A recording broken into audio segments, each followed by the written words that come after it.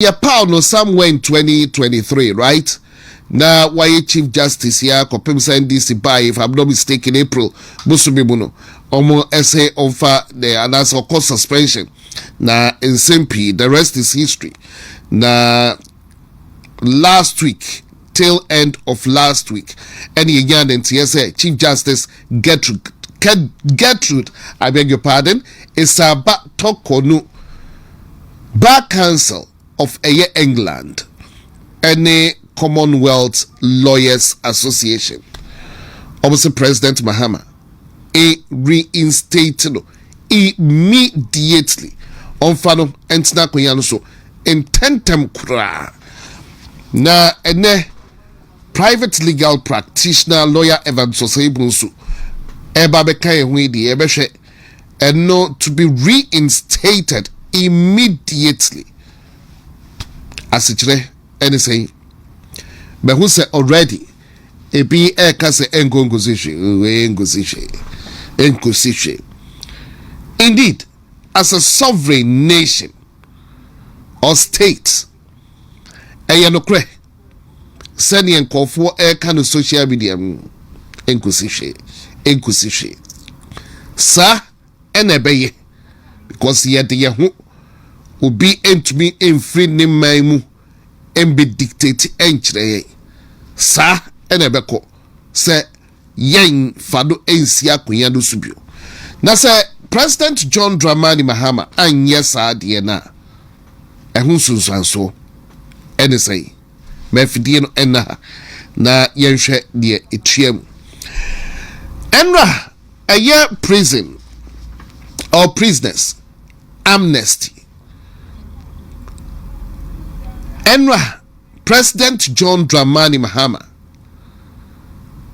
used the powers under your constitution, Article 72(1) of the 1992 Constitution.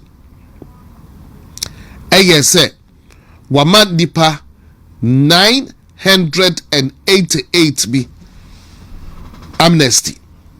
Wejao say in fact omonko omonyomo fa hudie na sani enu akrata no babeto dwa yete ye no eno no eye prison council any council of a year council of state for in consultation with the council of state recommended by a year prison council and Emma President Mahama ASR who call your constitution where sani amaka under Article 72(1) of your constitution. Emma President sa to me no so to me as adie no enti yanu bia ya ba akokura say no ubehu a nanka tete no eba no Republic Day ya ba be the Republic Day say bia 1st July na ya dia National Thanksgiving Day obeti say is a president a pardon a prisoners be. But President John Dramani Mahama as a Nediano one fan kwanko share a Republic Day and 18th day of August and or day pardon no amom and a lawyer H0t yebeshe sa in 7 so na ye rewrem na nya no kuli ebe discuss ewo ha because then some do na ewo ho yes and some do na mebobo biso na afe yenhwe na yenra topical issues no emu. Galamsey, the fight against Galamsey, Debbie Abeka, she say Galamsey is rather fighting the NDC. Obudun to be fighting Galamsey, but the other way around, Galamsey air fighting. Niaba beto just say, and say Western region and the Ashanti gas pipelines. Galamsey for the aid di ho. Cheso oboto amnana ma eye ya gas pipelines ni bi no. Sisi oboto for ma eye baby to say no go area. Ya gas pipelines. Omo tutu ama bon tokuro was our gas pipelines. Now they say gas pipelines are highly inflammable. Highly inflammable. But she say Hona Galamsey for the edu under the ruling NDC. Number 4 ni omo bro say critical. Case na critical. She say Galamsey for no didi omo etuaba omo H0t gas pipelines no eho. Na monitoring team be the call for. And omo ko say nye ekoso eni.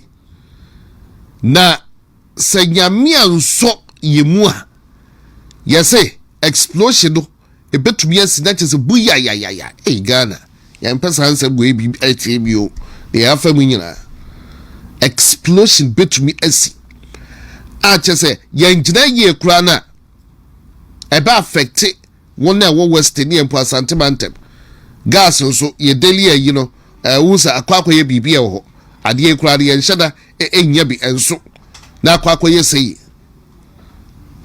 medofupa na chese nkoma ewo ho eno.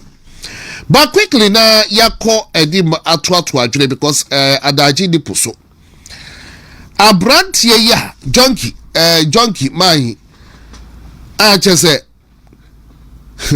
ya na say there is the law of karma. Adani best or nyumbi se uchi jata ehede na wu nye jata na jata oye baby no obeyi na fe wanyia no aberew edu bi na ekoso no ebra na NPP ewa etia konya no so no fight against Galamsey. There was this individual or see a friend Ralph, the fellow Ghanaian why I just also branch here out to say no or you're mentally unstable wabodam. Oh yes, without mincing words. A damn and wabo. The knee gina say wabodam. Last time we psychiatric doctor be train komo. Na nane say more can say masa. And you be a wa run hunku na abodamu. Obi ho wa dress kama attack in.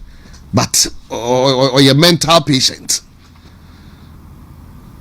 No how share the knee na. And then you see and cause share wabodam. Because a brand here we and almost your fight against Galamsey, and then Mrs. Santo Kwadwe Jaiko.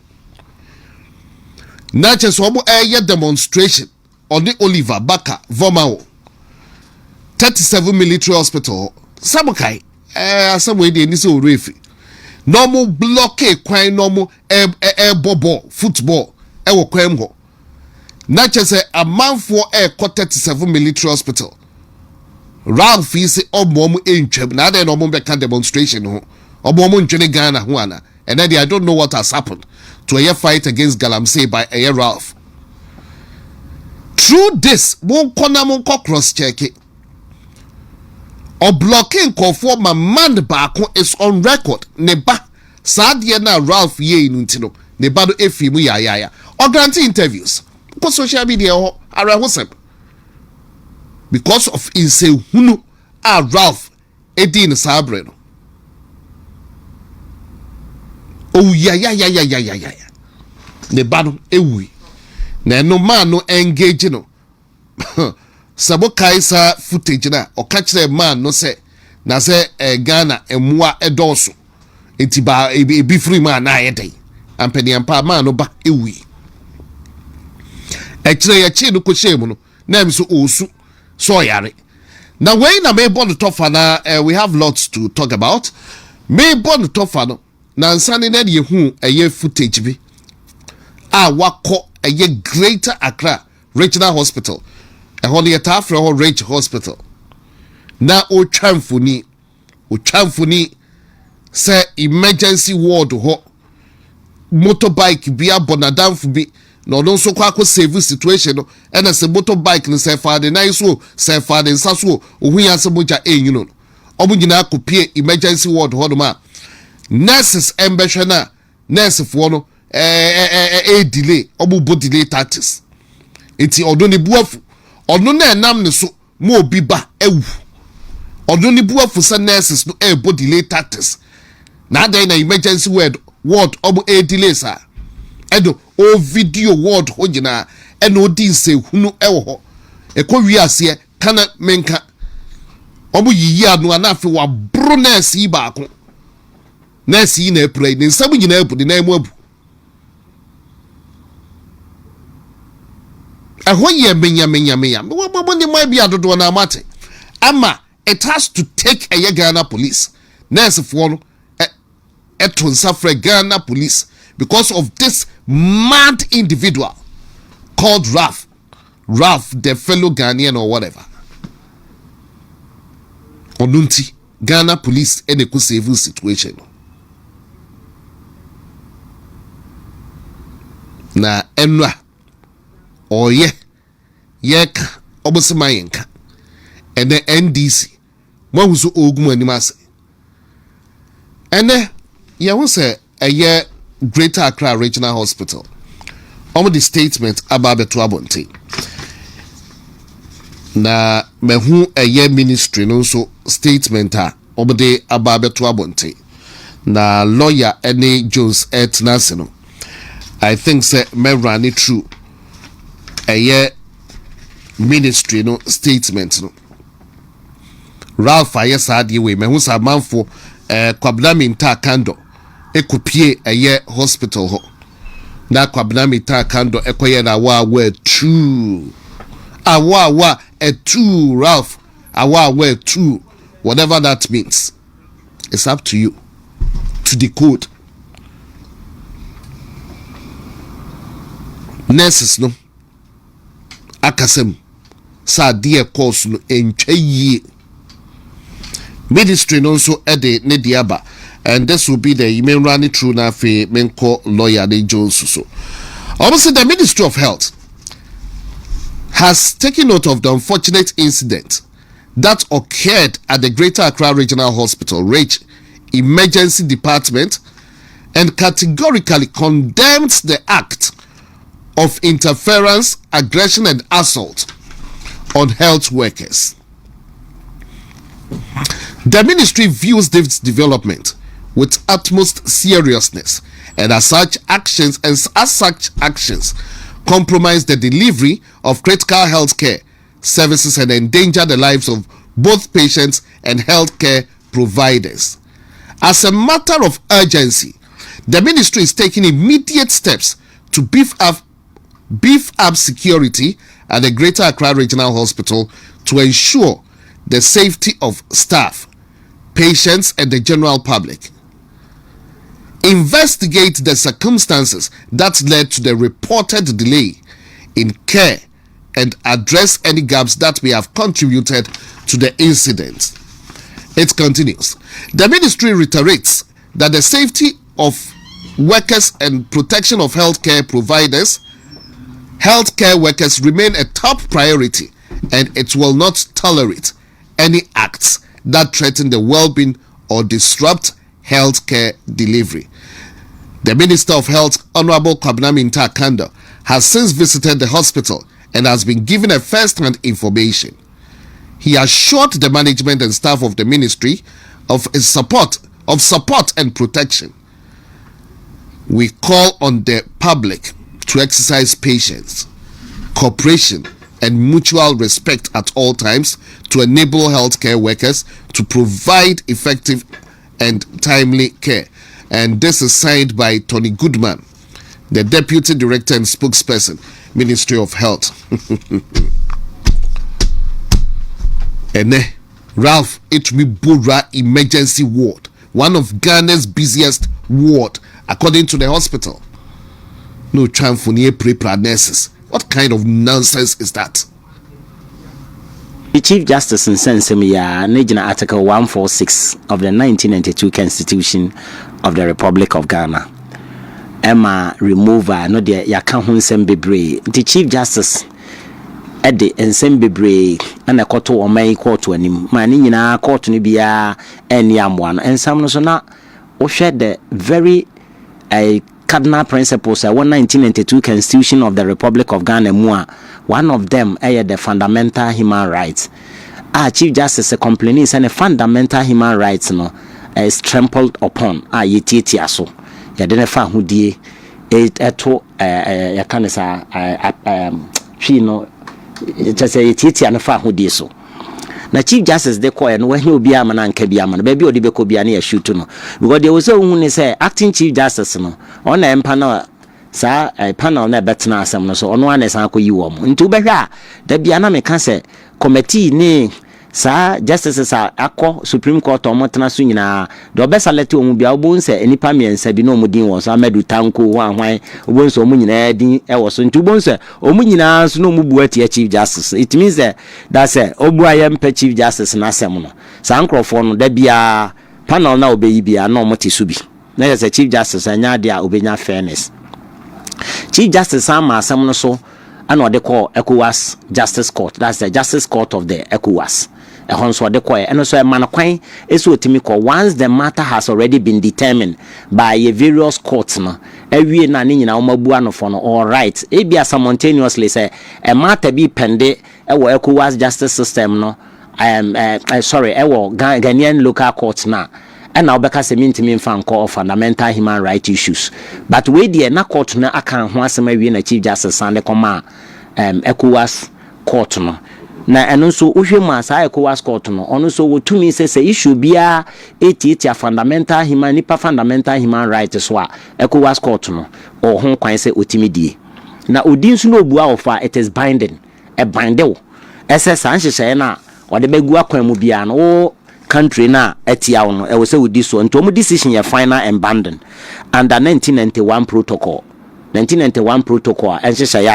no member state and ECOWAS institution no must take all measures necessary to ensure say execution bia obi agetiaw ana say fundamental human right ana say issue bia kwa ECOWAS court wabu bia na e wo se wutimi di so in this ohwe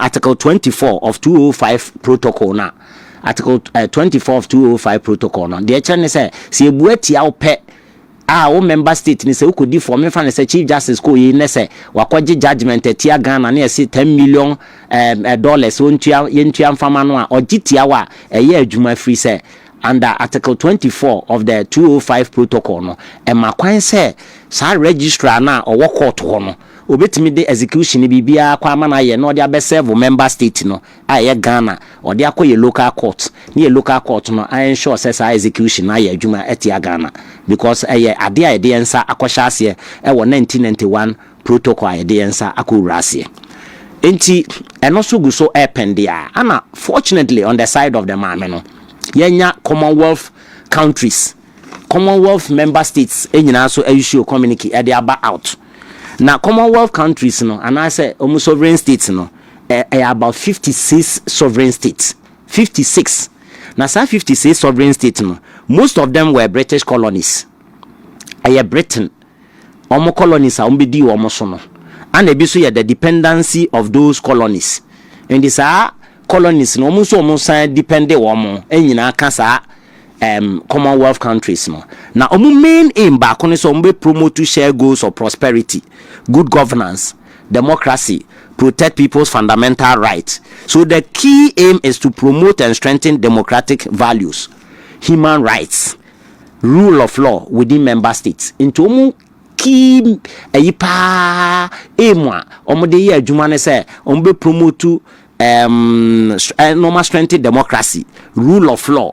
So ni nyina omo de be ye agima human rights so mbe boni pa fa hodie e ho ban na che se otimu se maame na asem o de koto ECOWAS court no animu no eno abi na Commonwealth countries no so e ka ho asem and these 56 countries no omo lawyers nyina lawyers ne ko about 17,000 lawyers 17,000 lawyers and e wo sa ECOWAS Commonwealth countries ni na Commonwealth countries na enye no nko awo Wales enso san ka ho a omo so ka sa Commonwealth countries no because Wales no uko England as a Wales na ten ho kakra and Wales no so san ka ho bi ana omo so lawyers nso aka ana Ghana Bar Association enso entinya individual lawyer wo asema wo beka na ye adwumo eye member state no omo na issue sa communique no omo na issue sa orders ne de abase sa semu ya wodi di Chief Justice no wodi na ani ne ye ebi ne sen o ma kire se one maame no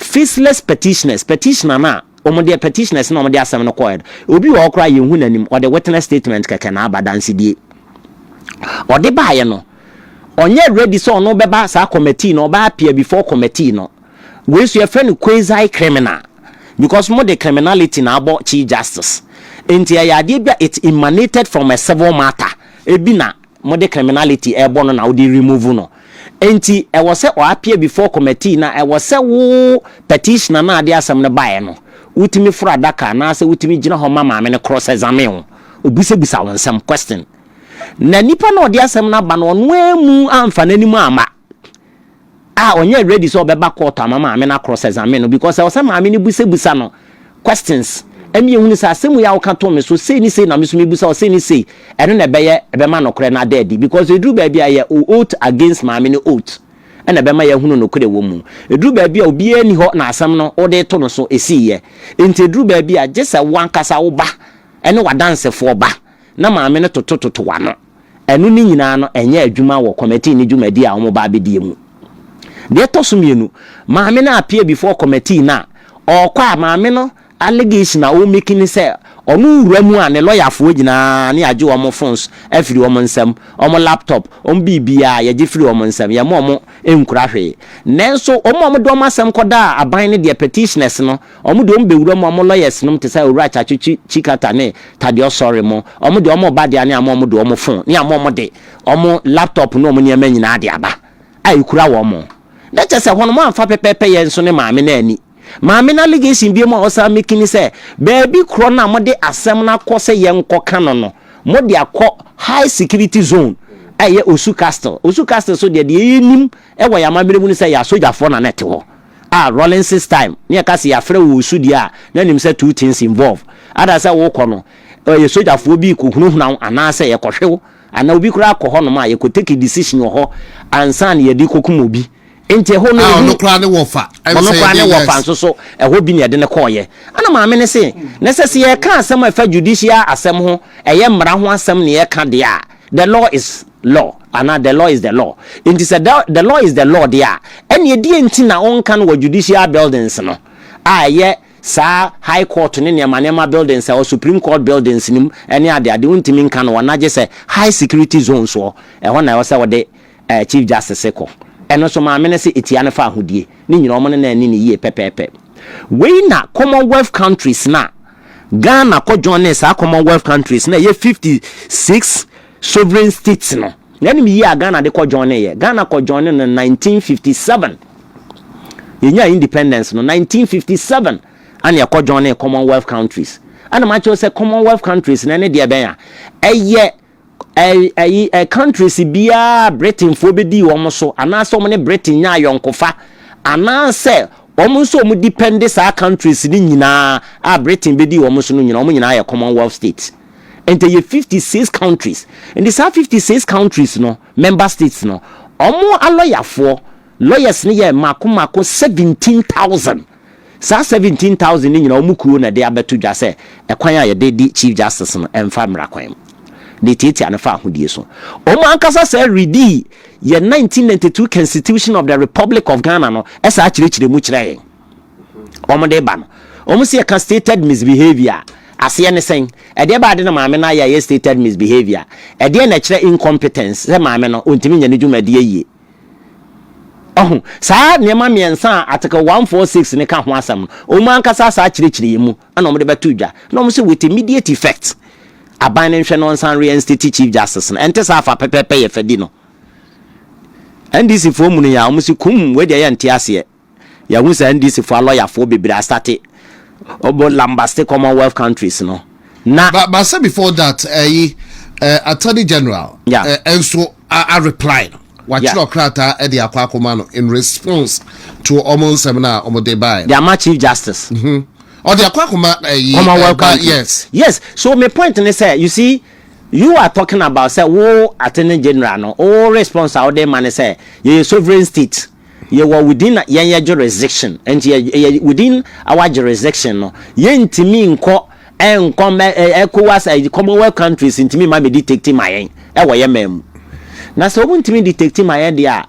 adentina sabi ye nipa e kan mu de afi de se yakoda ne America for so mu na eme yenhwe mu man edi entina ye wo hanom na asem si ayese ye nkonkobo UK for ne ade no mmeboae na asema ba no do ma no ana mo hwena be wura mu ane de wo so mpene keke ade a mepesa meka ne se saa niema a omu ye no ebesanya we see we ebetima predetermine ana betima influence the ECOWAS justice court no and I said the justice court of the ECOWAS ebetimi influence womo because one the Commonwealth member states ni nyina no omo lawyers association omo na ene omo ba association na issue communique di aba ese kwan am ni chief justice no edi no emfa kwan Ghana Bar Association so issue communique omo so di aba asa kire se de mudidi maame no eno so mfa kwan ma picture omo say kura do me MPP for because the mere fact that abako na da omano na we ni ye MPP ni enti no we ni ye afuaga tenti e kire se omo nya ye MPP for but afuaga te ono nkwa na take decision ana. The question is enyo ono nkwa na take decision enti say wo bie wano a sa question na o ka say afuaga te e ye MPP ni enti enya mo nwanwa so de sa eyi na ba no ono nkwa na take decision e wo Ghana Bar Association ni mana so e was so say ana afuaga te influence ben na owo sa sovereign state sa Commonwealth countries sa 56 member states no influence ben or sa 17,000 lawyers no and judges no enya lawyers nkwa judges so kan Commonwealth member state 56 member states no and I'm say Ghana ko join in 1957 ana Ghana ko join ye enti akɔjoin ne de hu akɔwura kurum ne kuo no so main aim epa ne say yebetimi promote ni strengthen what democracy na any democratic values any human rights any rule of law yebetimi promote sa na mani nyina de a ene no de asema ba na say o trample upon the right of an individual bi and now you are trampling upon the right of the chief justice you are undermining the right na say omo de communicate aba say ade a wudidi no emfa mara kwan mu ntime emfa sa ade dindi na edi enti na NDC for was omo Lambaston na say Attorney General was Lambaston sa Commonwealth countries no and I say Commonwealth states no e was so okaseti o ma na say was okachiro omo say omo ntime dictate emfa magana. You see, why been say what predetermine your mind is a can be as we remove chief justice without any justifiable reason. But what was a year Attorney General? Yeah. Attorney General, your friend is saying Swim Saya na deputy. Yes, Doctor Ayini. Another response to a year back council no more at this house by or to the boise. It taking one after the other. Ebetro mumu ekwaya asem no fa so esi under article 146 wo kan o kire mumu say a constitution say na esi na 3 separate petitions so ena ebaye na petition no kra baye no president ebo modern ma eye chief justice no so nensa ekan bi amohu ne eko nyina na afi eyo mo ese tenase a omo etenase enti ne oka akwakosi nyina ne se breach bia enko so ewo bibia emo na empo delay bi na ba yes obo eye adwuma but then ade no omo ye independent omo enye se executive arm no na chinchin bibi enti wato de buase atro krata o so the response akwakoma keke you see the Attorney General kanyina ye krokro de John no de dadaye mami state clearly to you Article 146 nankasa very defective on the basis that say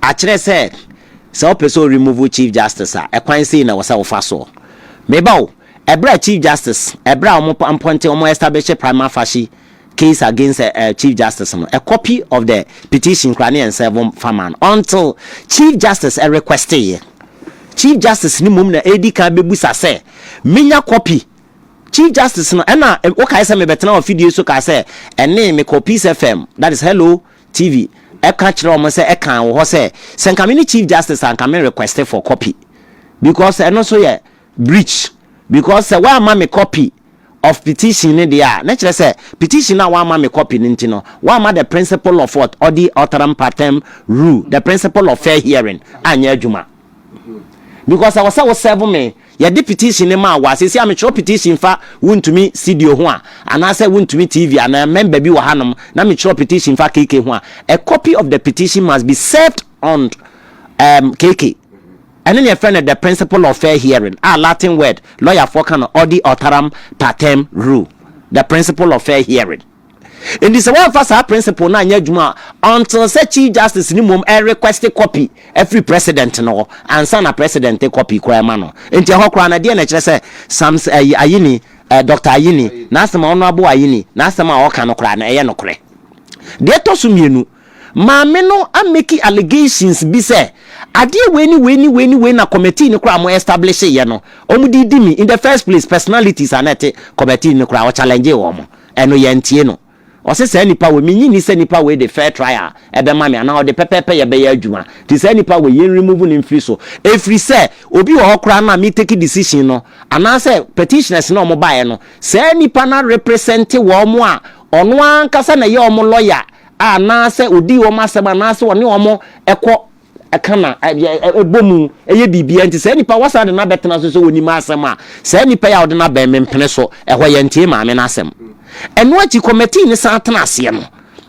maame na san ka say baby venue no kura masa akọ select say ehwo na mode try me no ehwo mpokura no so ehwo na me wo fa mo take decision ekoku no ehwo na mo take decision enti ama ho misuro ho fi say no so kire say yaka bibi say ade bi a ye de adi we bi no say anya ne da ye nsa ontena ho nsa me nsa mfa ma me di me eti saa baby a mo ko take decision no ehwo ye matena se take decision pan mire bi atwam am yakokum me wofa enti yakokum me wofa de a na me wofa no so na hwe me school saa time no ene de na kire se baby a mo san akọ eye osu castle ho no ma ye high security zone no ehwo nso mesenya pepepe ye ehwo nso mempe etu pesa uchim no konkra na umia no wo de san fa firi wona ma na baby papa na wusa wo de pepepe ye eye adwuma antina me ka say one of the cardinal principles was 1982 Constitution of the Republic of Ghana ubie the 1982 Constitution of the Republic of Ghana or see in the name of God we the good people of Ghana give to ourselves this particular constitution which shall secure our freedom yen ewo nyankopon dinimu ye de sa omanyimbra we e de mayen ewo nyankopon dinimu a bese siko ye freedom o kind de bass ye hono ma na ye friend the preamble of the 1992 Constitution of the Republic of Ghana o ba hono ma e beto kwa and the protection of the fundamental human rights. It is a protection of the fundamental human rights no no e ade bia president kra no oba ba be so ya president kura afremu a say I will protect the fundamental human right enumu na ema owura JB dan kwanom ene ade Kwame Nkrumah ede detention without trial PDA act ekochichi wo mu de wo kogu enkrofo kogu ma JB dan ko defend wo mo no so akiri ye che ne de ko share dem a owu ya no enumu bi na amanfo ka kire se Nkrumah tietia afa ahodie so a JB dan kwa challenge ya wo say sa protection of fundamental human right ho asem na okan no ere akoto no eye a mere declaration keke na okan na nye so keke dem pesa meka say ade omudidi maame no ayini asem a okan nyina Dr. Ayini enya ade a efam nam ade bi o mayo madwene so be remove chief justice eno no pesa omudidi edi maame no na maame no waye na agye so obekonkodene a fight ya na minim se pepepe ye be ya adwuma na ahya ase so ba. All right, we ko social nkusi aga twa ibi kura on your no amra Ghana omo amra Ghana no mo be fa nkusi akoya no so but a justice from side Dr. Ayini the clatter H0t the Coma Bar Council the Commonwealth follow justice from side 3 days ago a post 2 on the Facebook wall ABI on the Facebook wall 3 days ago na me ko yamesem nchen attorney general say omunye na enye no china in conclusion be kan na fe mako yamesem so 7 no but 7 and 8.7 and 8 no also the government of Ghana remains strongly committed to maintaining the independence of the judiciary, separation of powers, and the rule of law. Any suggestion otherwise is unfounded and risks distorting a constitutional process that is being conducted fairly, transparently, and in accordance with the law. 8. Also finally, neither the Latima House no Commonwealth for no from Latima House. Also, finally, neither the Latima House principles nor the Constitution prohibits the suspension of a Chief Justice once a prima facie determination of misconduct or misbehavior has been made. Okay, once a prima facie determination of misconduct or misbehavior has been made, the suspension, also the suspension will therefore remain in effect until the inquiry committee completes its work and submits its report, to which His Excellency the President will adhere. It's not just a suspension no dear or catch a year bar council day Commonwealth Lawyers Association they say suspension no dear a bet na ho kopem se committee no ebe wie na juma na omo submit a report to the Ediama President. Na just say doctor actually say mo pa mo koshipo yeah sovereign nation. Yeah, me say ube ko kakra na ube ko ada matters.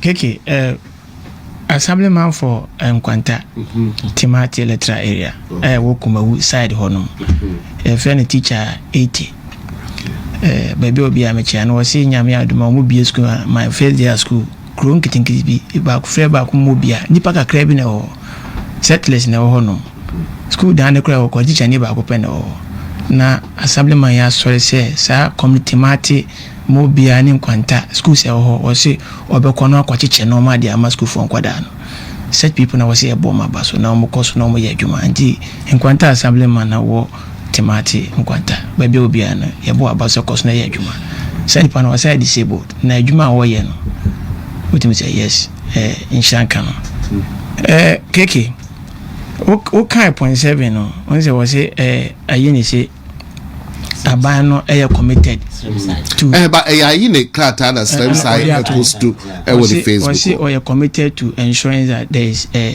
independence of the judiciary and a separation of powers obwa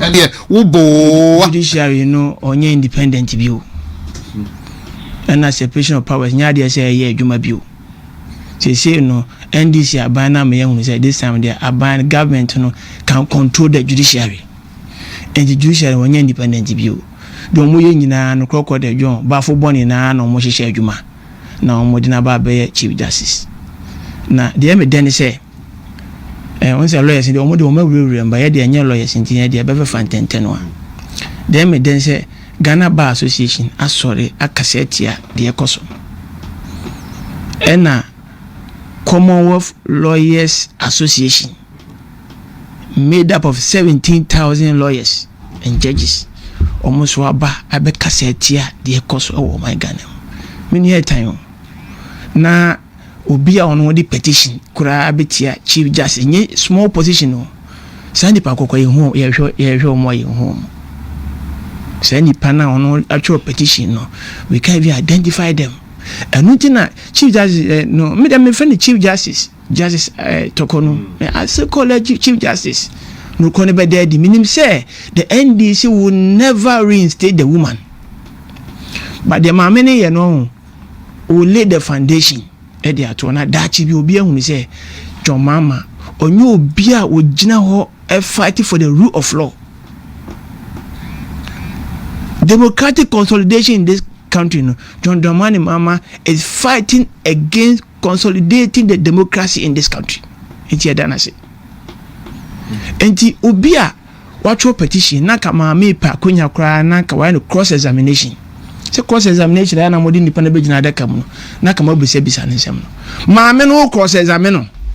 Maame na mu chief justice na cross examine no. Na nipa na okotwo petition na ye nim no no. Anka yan fa na ka yan cross examine nipa ko na ka chief justice sa nipa we se na atwo petition de eti ame no. She has been denied. Na we ya mamu papa.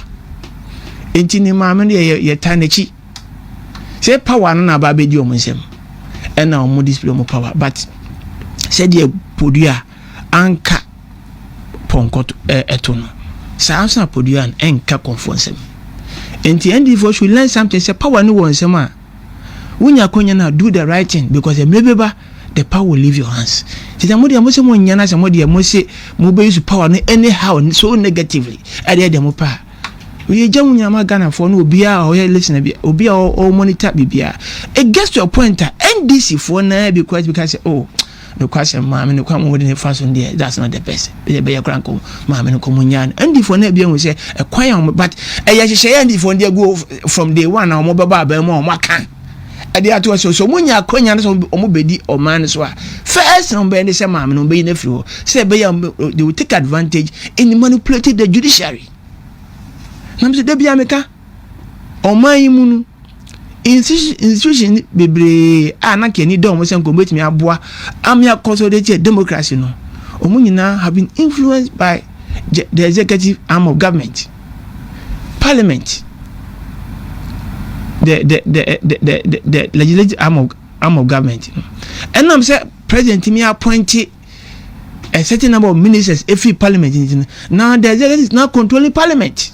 And you know, say parliament will take a decision now by decision will take it. So in this case, you know, parliament, you know, executive now is controlling the parliamentary arm of government. Now the war our honor now you say I saw for ahwe amanfo se mo keka imamfo bi I mean kaso mo nyo ebi ye papa but to na have been influenced by politicians. Enti dia ne ye wo man yimu eye the judiciary about take decision ka judiciary betimi asore counter side decision no ama eno atimi agina brane because they are independent. But what do we see today? John Dramani Mahama as president, you know, wamana ya clear say on the obaye no when timi ensure the separation of powers. I can watch them. The judiciary are independent. Now he wants to manipulate the judiciary into the way and say on no akofan e bafo boni edinaba ama ne bafo boni or act na or chief justice na no manipulate and say be akofan nko for be appoint was akwa appoint nko for say be ya assemba judicial na commotion mu ye independent no bafo boni mu betimi take decision e dia favor sana so na de ne yire aye baby see already scholar already already scholar be on or talk about what is the purpose of cross examination and re-examination. The purpose of re-examination is to do the H0t sana scholar ne kan re-examination to do the H0t that it's Madeline's the matter further. That means that more now we hear cross examination now hear re-examination matter corona wo no bo say essay matter no it will busa question and that is the powerful tool lawyers use it will busa question na ama asem na expose so oba na gina court na hear cross examination na ye mfa ni agro because be win case o be ye den o cross examination no eti no say ma me ka tell opeso hu sa faceless people na almost my petition person be fra daka no cross examine wo which is very important. The last one Mede man say already Amidu versus President Kofua. Justice Pega JSC may he so rest in perfect peace. Justice Pega can say or say the three arms of government no almost separation no. It's not say you separate you say you separate you just like that too. What Justice Pega was trying to put across me say although the three arms of government are being separated from one another in terms of functions and rule, but not to their harmony, but the harmony of the good people of Ghana. It is a three arms of government now you separate you and ya wonko we dey say wo executive no ho better wo say President Mahama person nya ni chief justice na ne ho tono, but the separation no will lead was say leading to the harmony of the good people of Ghana, but not to His Excellency the President of the Republic. And yet John Mahama harmony, but the harmony of the good people of Ghana. And nothing you separated three no. It is a only MDC for harmony dia. And you now be acting Chief Justice. Now the acting Chief Justice not now. Now mo ye ma me ne krokro da John ebi kura munyansa ake no do be wan say 4 years now to no the acting Chief Justice. Now that is the motive, and the motive is actuated by malice. But lawyer about some what's it harmony? Can't say lawyer say harmony now hokano. And you Ghana for harmony you. John Mama harmony na ope. On one harmony. Okay, you know what you say.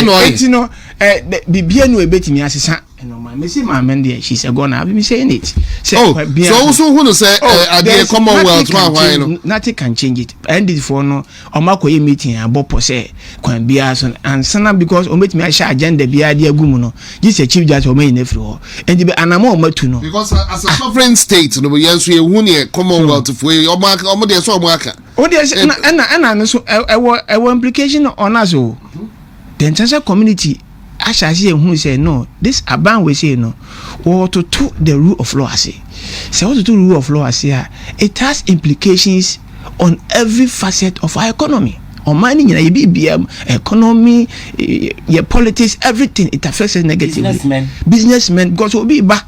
Or member be set your business. No one who say investors. The judiciary has been compromised. Yes, judiciary has been compromised. It means that so invest and also be your case be on my more. Sister, you bet me manipulate ama want to mean justice. Such a person, may investment in the country. Enti John Dramani Mahama, one head no may. The air cost of the air time. Already Kevin Taylor no dey move follow na just all the law course no say baba me ni jam say we be say about time. Now we kwan fa so chief justice pa yanti me nya charge bi anye the amon obi a wo say yasman watu kwan yaman is care to kwan akọ say otu kwan akọ baby ma me ne koye kwa wasa den sesan ba wo si chinchina da bi okoye no wode ni kuna akọ ntini because of that ntino we in Africa. Look at this charge I would tia ma me no amon for criminal cases against people. This woman has been so innocent. But any nyane say NDC for kwan bia so no chief justice no what the pay beba o manum ti say bia NDC for set agenda e di boni bia o mu nya justice a obetimi ahye agenda man na favor o mu enti o mu po bia ono ye NDC chief justice sa papa no ye mahi papa there be the one here there Debbie, what is normal or no? Who in person? You know, and we all keep it quiet. Lawyer for be say a conflict of interest. A conflict of interest. So, fine. One day, your man head of the prisons, any problem. But a point was how they are command here. Now, no my cause time where you man. But them me say and go for be bra like special come back say tia dia John Dramani Mahama and crop for more yen. They are not speaking against that. And the omo yen enche Ministerial Electoral Commission agenda and sabe come so. Now people have started talking. Meaning say the amount for Sikasano. The woman just talk no obenya justice. But Ministerial Justice obenya say Ghana for nya be who say the woman was not treated fairly. Nemum say obesa ababaka be chief justice there. There's no way end this for Bama na Sakonya man be chief justice. Nemo on cause no fight e man no kran de enne dey say Ghana Bar Association ehun no kran no. If you want no Commonwealth so ehun no kran no. And was the case na Sako ECOWAS. Anche ECOWAS so dey ruling by the baba here. Hwe say me say ECOWAS they all studying all these things. O hwe kwan and this for fast omo dey yi ma me na the woman has not been treated fairly. It say the whole world community even we say enye kwan person e mam na fasa mam no benya ne justice mate OSP ede de hunsam kakra aba betodwa na eye prison so amnesty aba no hono so no bia wo bebo awura hodum kakra na membra Johnson na ye hwe otherwise this meka safa Cecilia Dapa ho ede no ho from day one ye kan say mama Cecilia Dapa say ne nsama esi ye ne ntina amanfo fi say oyobia oye corrupt nti wa for mine sika OSP ene wahwehwe mo de aba betu ja se mama Cecilia Dapa on first ka bia case bia ya level against ni bia wa exonerate mama no ba wo se e koyoko yes ono e de koyoko yes ena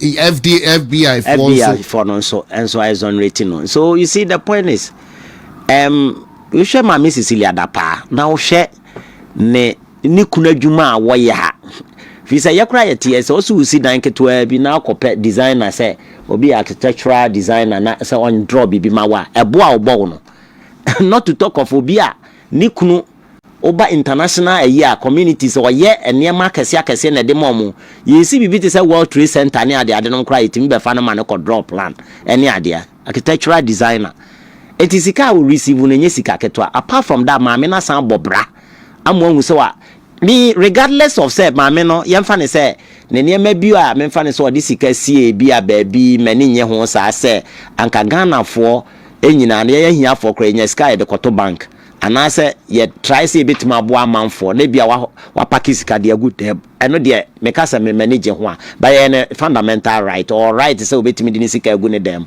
or right say obetimi akobata obi o ye minister of state e de na ka me expect say hia for kra dom sika koto bank e ma ne boa me de ye adwuma boa the total development of this country and then I was expecting say maame no so she should have applied same mutatis mutandis with necessary corrections and necessary amendment. But maame na anya ne sa.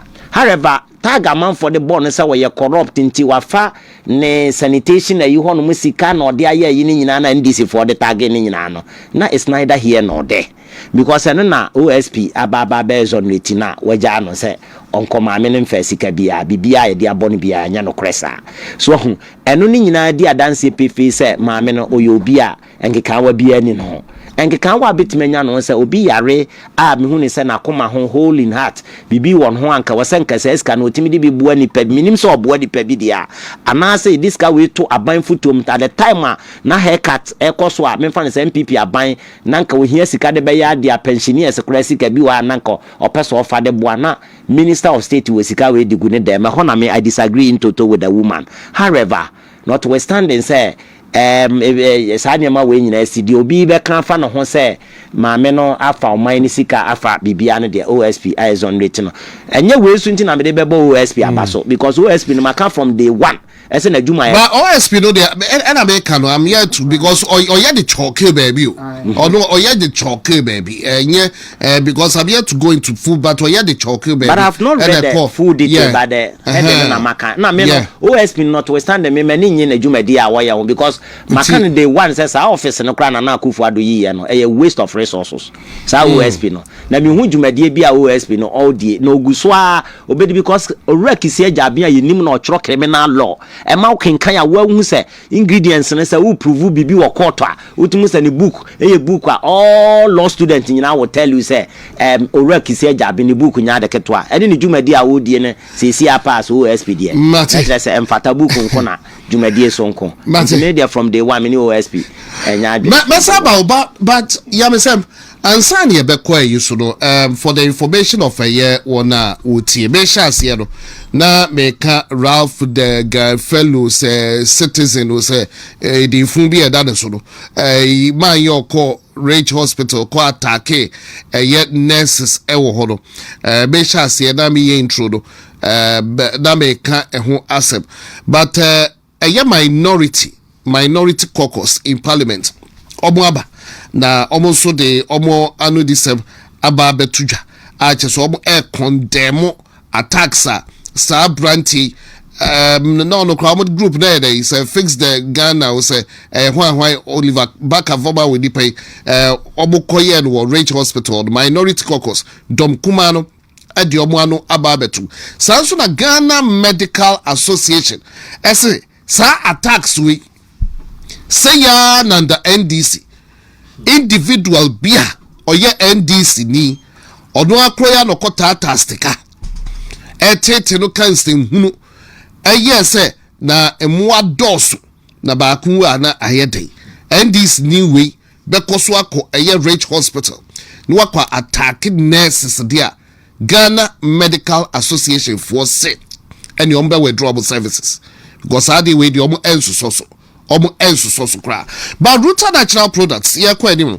Ruta natural products and also no omo de adro abedwa so Ruta mixture Ruta life and after Ruta tonic Ruta mixture malaria adro Ruta life for detoxification you redeem fibia wo redeem and a Ruta tonic so typhoid adro into corner compare omun adro ni bi echina kwan malaria ni mu odre pa and a Ruta mixture no edi echire and I say alternative so na Ruta tonic typhoid fever sadwa de said den and ye Judicial Ruta tonic ibi corner compare bi echina kwan na uko pharmacy BMU and I say herbal shop BMU on sabeka drawing nyina epi from my trophy so number is 0244 485 632 0244 485 632 yeah me say na sa story we what follow yeah ma follow ma follow say o ma ban na ban nti o mo ye do mo pebia so case me follow ye na say na accident victim bi na o ekoye na o mo ko na wanya o pa ono ne hu ni pa accident na accident nti no se hu ni pa nya accident na say o sa aboche na onya mane ono so fa hu prayo ono odi some phone sometimes back ono so fa hu prayo no say nurse for the delay on hospital nti no na I think the solution is a solution. Do you think say was sort of nurses and obenya solution? So nurses be na ko wanya na dwuma you report the person to the right people. No won't take action. Na ni na ya ban na aba say so ban bone no. So wo hwe kwan mo fa so mo de nya atumi na end for say buga ya no mo de nya atumi. Enti ya ban na aba ndi e betimi aye ye pebia nya be ye. But I think say endi kwan say minister amanfo asha say take action. But government also and sorry worker such a person or yes and what is happening to him the person should be arrested.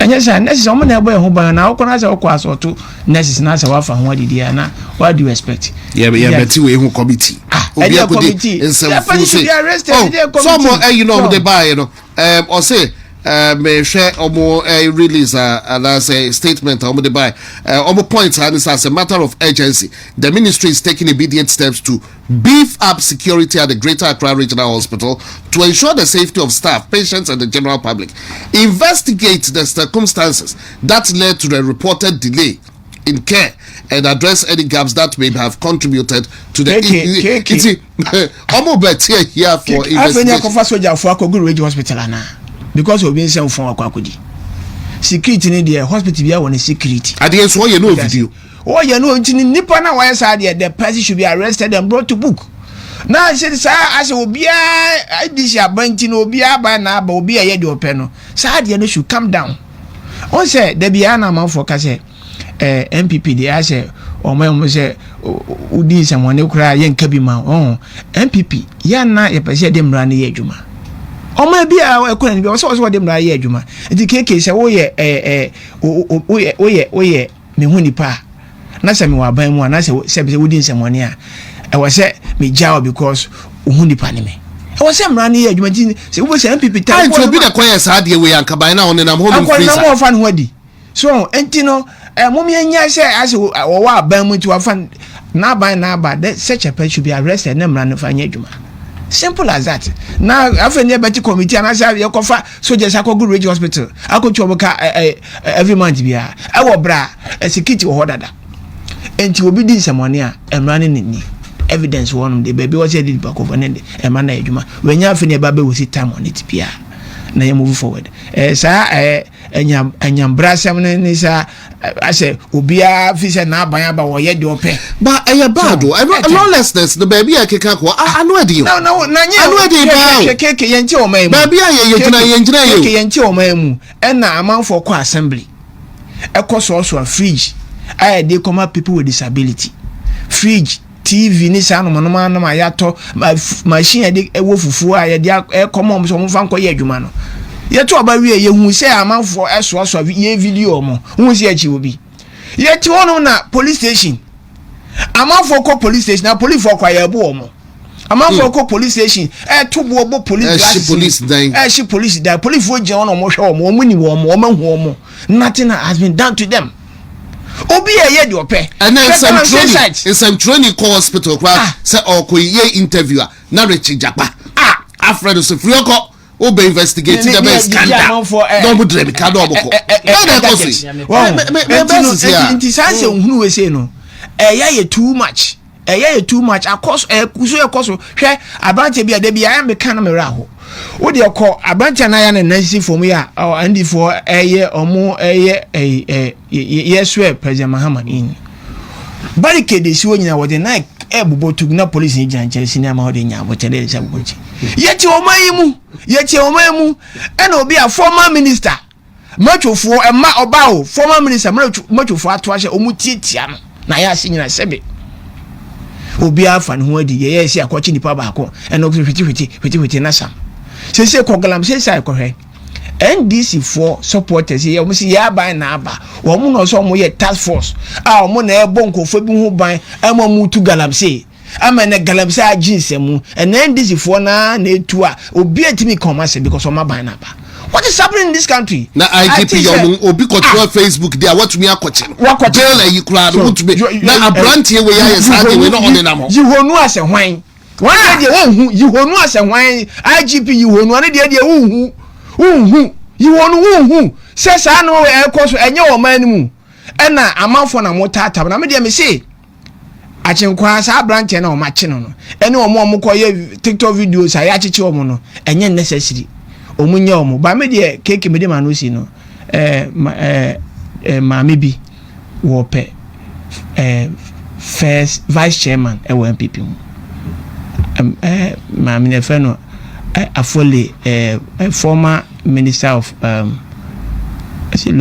Lezokuku as one of the constituencies intino metane chipa ya bompa ya man meni ko share baby na ma me na ho brase no I think say such a person or coalition what you do as support no ma what me connect lawyer the lawlessness a war of mine no see say you know agency and there is an IGP out your mema and the bail bond the crowd your man bail cross you know or track controller but a branch we are praneses and attack no, it has to take a hospital staff no number two any free police for don't be civil situation and on then I'm go free and yeah be investigating the be committee the be even keke me da see you see they na make can say you see we hear on my constitution I dey bu mine na democracy near the boomai and the democracy me no me no nyina simple understand government by the people for the people and to the people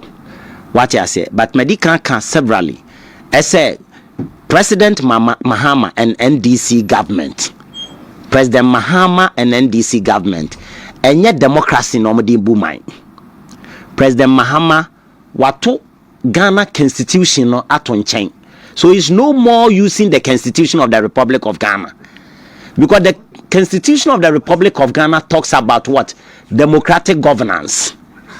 1982 Constitution of the Republic of Ghana talks about democratic governance and rule of law. But here is the case because President Mahama is practicing anocracy. And KKT word in you anocracy, but not democracy. Anocracy describes a political system that exhibit a mix of what? Democratic and autocratic characteristics, falling between a pure democracy and an authoritarian state.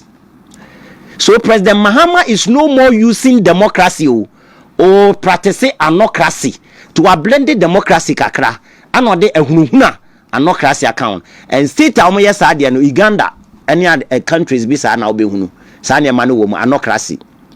Let me tell you ya wo maimu ehya ase yakwa abato obia concede defeat pepepe adane abato ne de amount ama wa ma de kora nche so adane de amount ehwa na nkro for start se me call ayi sa kuro ne friend sen se wo call ayi kuro mu ha ba bia me kohwe election so adwira se manwane a ewo collation center hono ma manwane am PM fa wira mu a anka me hwere me nkwa empokra His Excellency Dr. Mahmoud Bawumia a concede defeat no ehokra no kra ye bo na we dey senka Dr. Mahmoud Bawumia concede defeat ana ko tena so am yekenka ba ne di be 3 days aka minimi dia beto nipa wo man.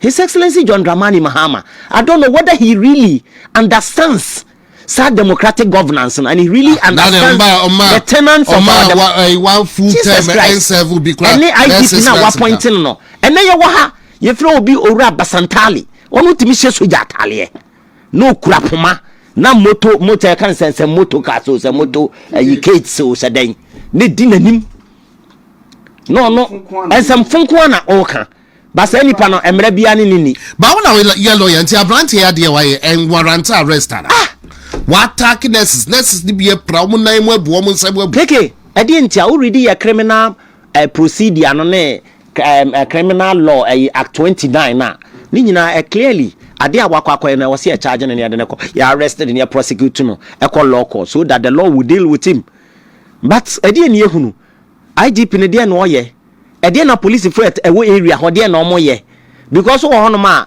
ni afre say boss bi afre free Flagstaff House and also afre free ho Jubilee House say yes sankrofo bi a menchi obi a. So the point is that na ekoso NDC for afa o man no police for na ko save this situation. I don't want to mention some countries names. Me ba bodin wa hanom. Woni say sa na ma NDC for ye nyina other people afa ho didi aduro wa abrochire. Ebinum didi aduro was so many countries okwa wo say ye bumi.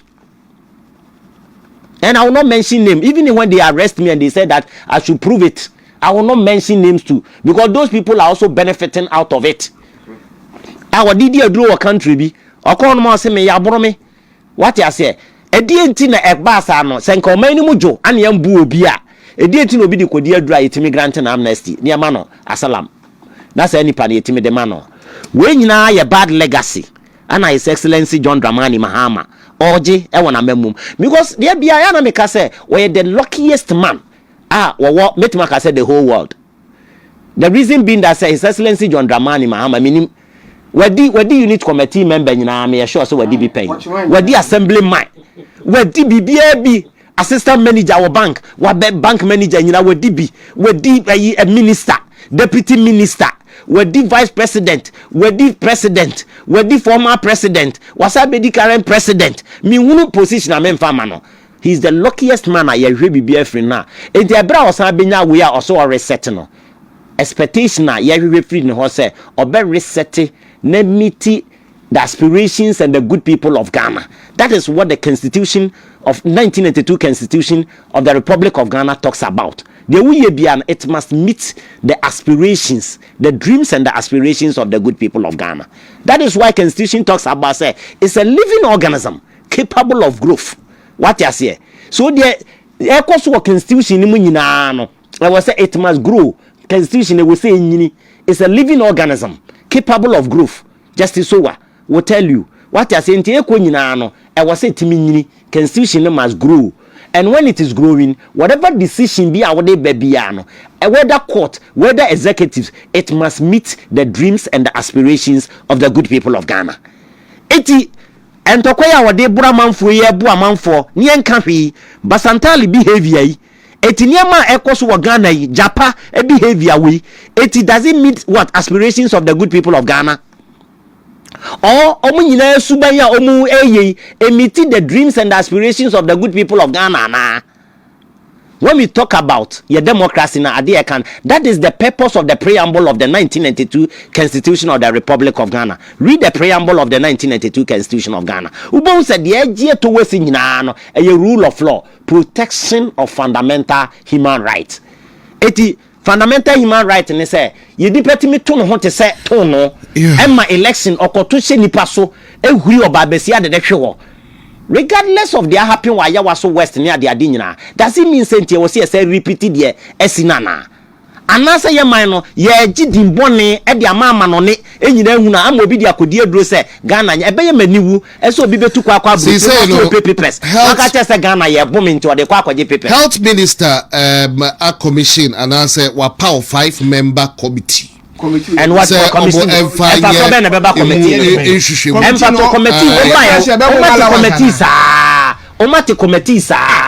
committee in report to Ben Diaba. Some relatives no and nurses no. Because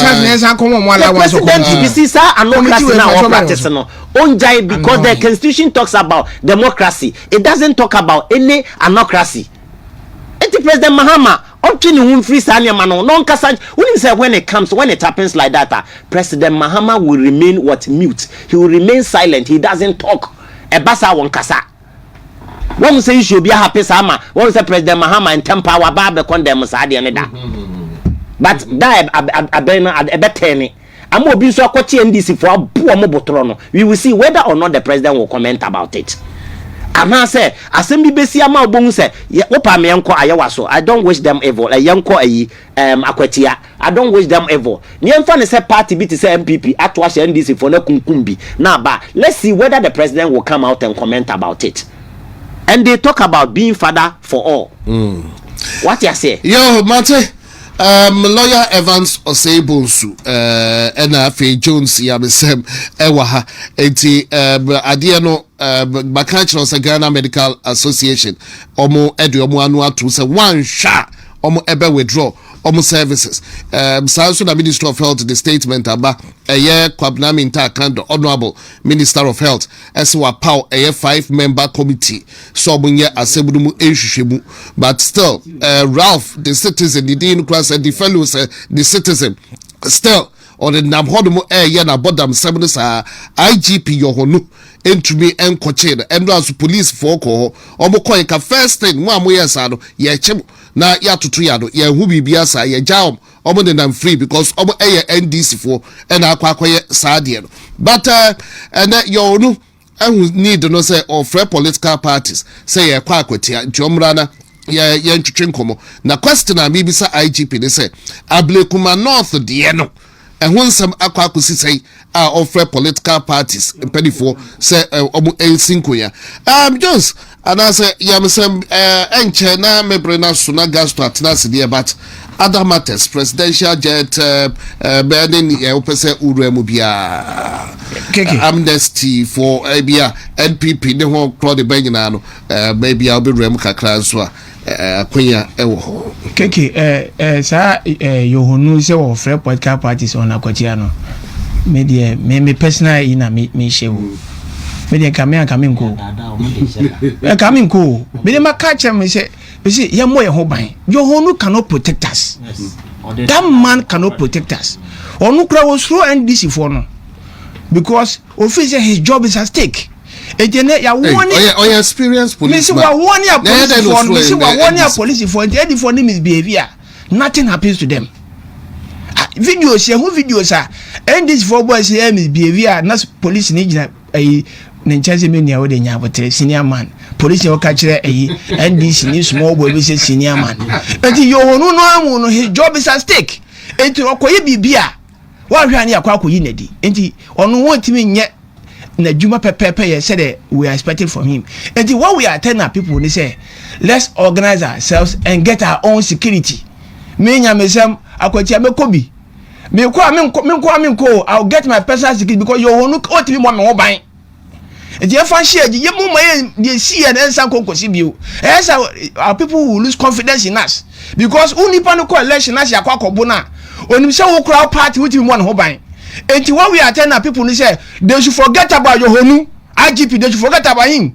Na mo boy when you kwa ye enko konto kwa na mum let's go protected. Say by enko for be me make so obi atimi fa ne san kan obi a na mpo se bibi be si na si abo obi a na nya pipini ni abo no na bi obi no makwa akobo de ni hu problem. Entino your hunu sense no mo ma ekoko me say end for na me say the police system no aya political. Soja craba be political and can nye political nka obi a ko training e pass November okay the flight man say on fly ama play akwakoti ahwe ama nipa nyina wu ni nya yen ka ho asem enti ye ohunu de mo me mfa nto nche mo me prepare ye ho yie na make sure say e be kom na obi akwa aba na ne ho angu nso angu nkra the NDC the government the IGP they cannot protect us enti ye ko election a yen ko na make sure say ya bobo e ho na protect yen crofo na ada issues dem so me mama Elizabeth Afolekwe ona na meka no asem no mama no o wakomapa nti edu say ye to aba obekọ as national women organ national chairman national vice chairman ti edu ono ma ye mama Elizabeth Afolekwe na ya support no ma bia cause kama ade amaye nti jet no asensem dem ni set time no aye limited nti no obi ahu de ekoso ene obi ahu de ekoso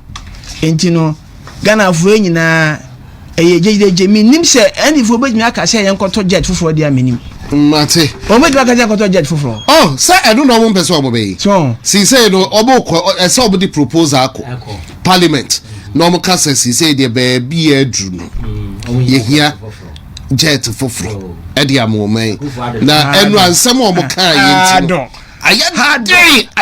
misi okuja to hamo misi okuja to na ni siense bin balance no sa branche no the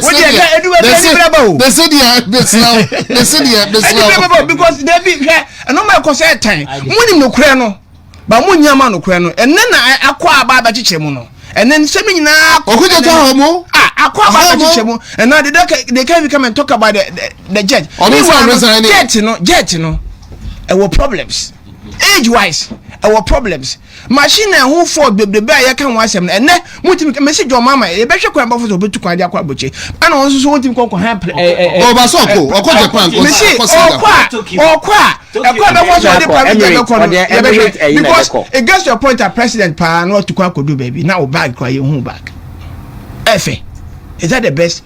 But evidence there no Erica J na mete say all kind of network be so say commercial I know say no dey stand up with the attendee actually so the commercial flight the call with right thinking and almost say Emirates but from Japan to Singapore and others no you be cause one ya kan one sa take me to way kakra say the American say see no efa akwatia the American say Justin Frimpong Kodua so fee say ontimi MPP mo ho ban election onya ma NDC for yempe krokro de John bia be wiesi abo MPP for because whether you like it or yes sa basantale ne nkrofo we adwembone dia mind no o ma mind but e be attribute say ablekuma north de na say ye be kwa say ye nkode bia I'm telling you enti dia me pese enya no sia dem pese me kan say so ontimi mo ho ban omunya akodwa no fa ma NDC for enti sa say ora Justin Frimpong Kodua okọ nese osam ye kohwe MPP fo a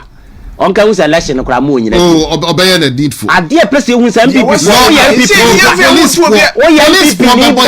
police we don't trust science say law abiding apatia say wo mo beye bat wo mo aka say kwa o mo ho ban law abiding citizens that is fine law abiding citizens so the police man is our friend yes Adam Bradmo because make say police man is our friend because obia police for no say that ma o mo mfa tuo bibia ma de obi huna ne se nkrofo ne de o mo sasa o mo te o mo moto no so no ma bebo awuram eti de o mo beye no eti o mo kan hu se election no mo ko no wa akwatia no enye ade a o mo kofa na easy wo ho eti mo formani into police so wa mo ho ban no mo nko so na de mechanic say me reckon say okay be balance there ya de a balance so be say be balance a balance but de mechanic say ene nyina mkeke me nka amnesty no wasem ba me de hia me MPP ye be ye presidential candidate ma ya nhwe de MPP pe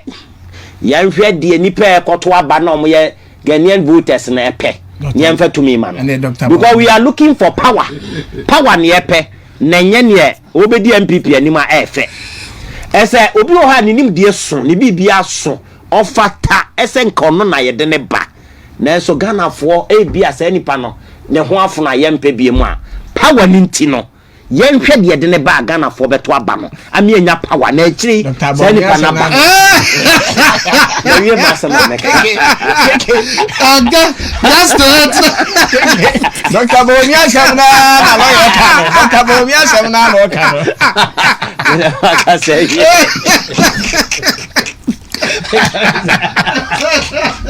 Odona o kana sabno waka edi a choke una abechiri